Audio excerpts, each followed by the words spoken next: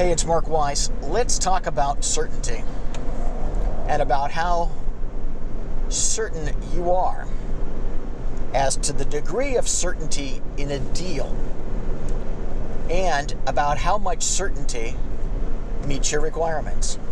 Now, you probably don't want to hear this, but certainty, like many concepts that end up having a legal overlay, isn't that certain. It's a matter of degree. For example, if we have a contract that I'm going to sell you this slightly used iPhone for $200 and I'll deliver it soon, what in heck does soon mean? In what shape is that iPhone? Is any money owing on it? You get the point. Varying elements of the enforceability of a deal. Well, oftentimes it's a question of how much you want to spend, not necessarily in money, but in time and effort in documenting what that deal is.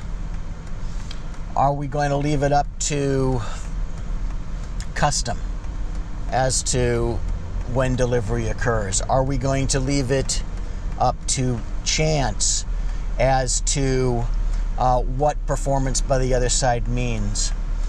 Are we going to leave it up to chance? What happens if, even if we take many of the steps to nail down those factors, the other side simply breaches, doesn't want to perform, and would rather simply pay damages, or would rather take the strategic position that you're not going to be able to enforce the agreement?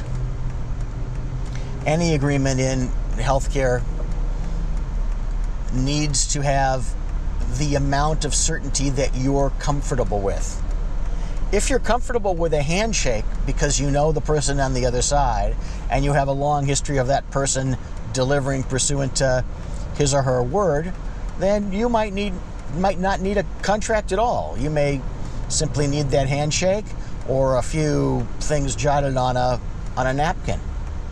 On the other hand, if you're dealing with a hospital that changes administrators as often as other people change underwear, or at least toothbrushes, then details have to be documented, as well as the process for what happens if there's a dispute over whether what was delivered or wasn't delivered